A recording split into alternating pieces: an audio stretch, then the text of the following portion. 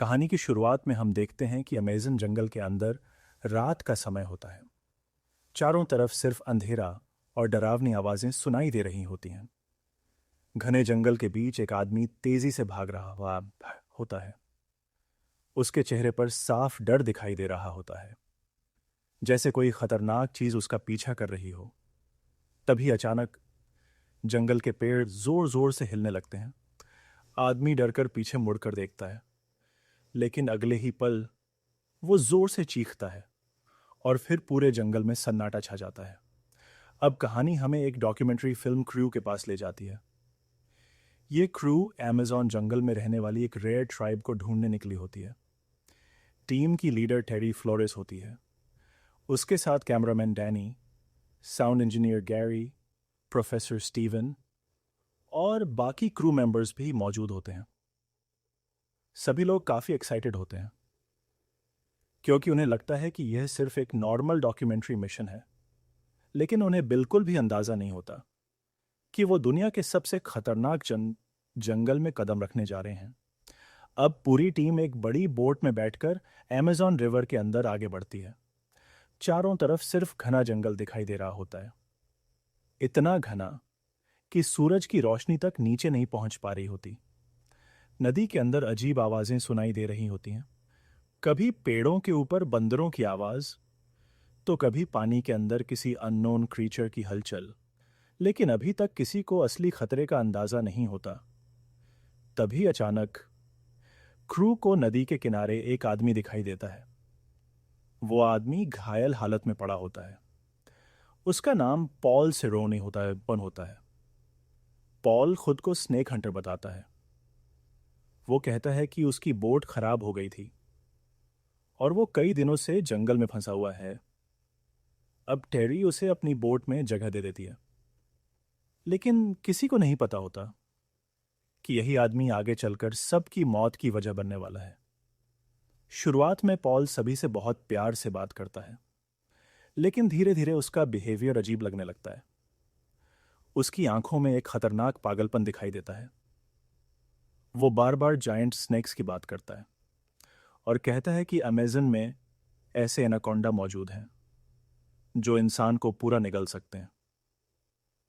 Crew उसकी बात सुनकर हंसने लगती है, क्योंकि उन्हें लगता है कि वो सिर्फ डरावनी कहानियां बना रहा है। लेकिन उसी रात पॉल सीक्रेटली जंगल के अंदर कुछ ट्रैप्स लगाता है, जैसे वो किसी जायंट क्रीचर का इंतजार कर रहा हो। तभी अंधेरे में नदी का पानी धीरे धीरे हिलने लगता है और कुछ सेकंड्स के लिए एक विशाल शैडो पानी के अंदर दिखाई देती है। अगली सुबह क्रू को पता चलता है कि उनकी बोट रास्ता भटक चुकी है। अब वो अमेज़न के और भी डेंजरस हिस्से में पहुंच चुके होते हैं, जहां कोई इंसान नहीं रहता, सिर्फ मौत। तभी अचानक नदी का पानी तेजी से हिलने लगता है। बोट के नीचे कुछ बहुत बड़ा मूव कर रहा होता है। सभी लोग डर जाते हैं, लेकिन अगले ही पल एक जायंट एनाकोंडा पानी से बाहर निकलता है। उसका आकार इतना बड़ा होता है कि पूरी क्रू शॉक में रह जाती है। उसकी आंखें चमक रही होती हैं और उसका मुंह इतना बड़ा होता है कि वो इंसान को एक बार में निगल सकता है।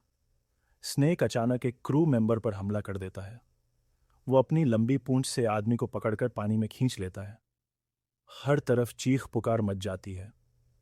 लोग पैनिक में इधर उधर भागने लगते हैं, लेकिन कुछ सेकंड्स बाद पानी पूरी तरह शांत हो जाता है, जैसे वहां कुछ हुआ ही ना हो। अब पूरी क्रू डर चुकी होती है, लेकिन पॉल सेरोन खुश दिखाई देता है, क्योंकि असल में वो इसी जायंट स्नेक को ढूंढ रहा होता है।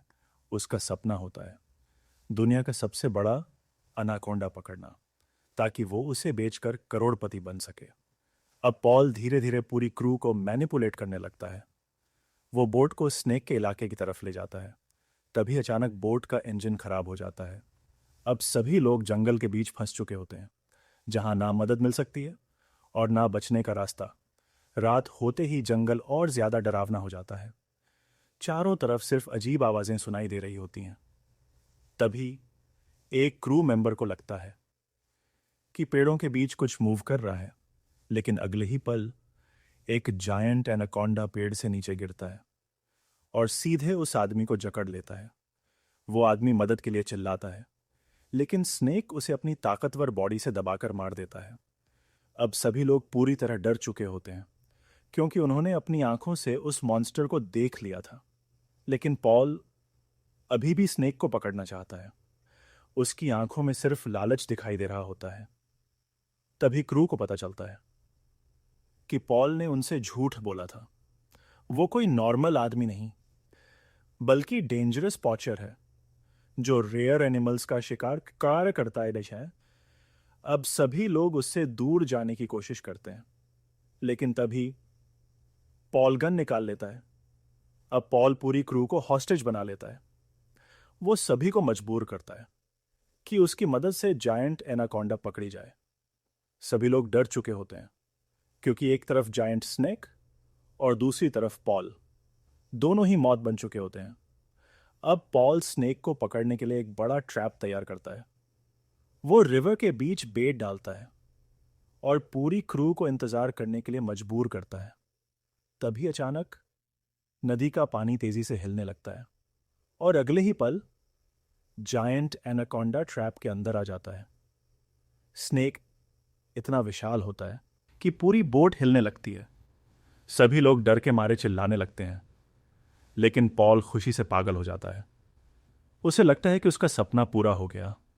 लेकिन तभी स्नेक अचानक ट्रैप तोड़ देता है। अब वो गुस्से में पूरी बोट पे हमला कर देता है। उसकी ताकत देखकर सभी लोग शॉक में रह जाते हैं।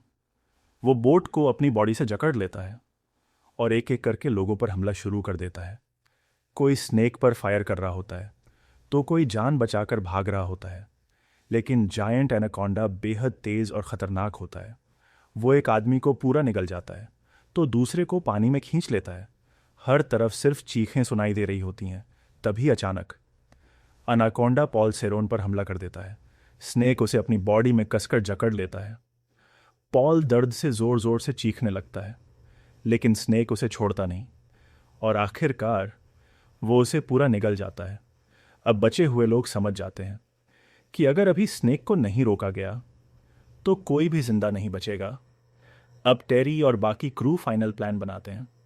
अब शुरू होती है इंसानों और जायंट एनाकोंडा के बीच फाइनल फाइट। पूरा जंगल आग और एक्सप्लोजन से भर जाता है।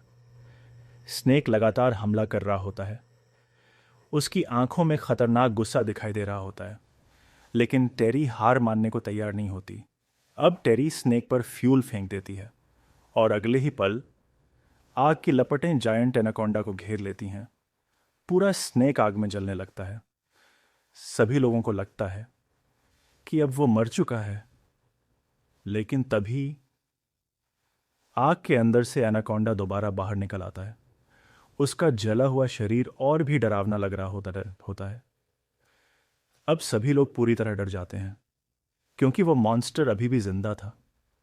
लेकिन आखिरकार टेरी एक जोरदार एक्सप्लोजन करती है और इस बार जायंट एनाकोंडा पूरी तरह खत्म हो जाता है।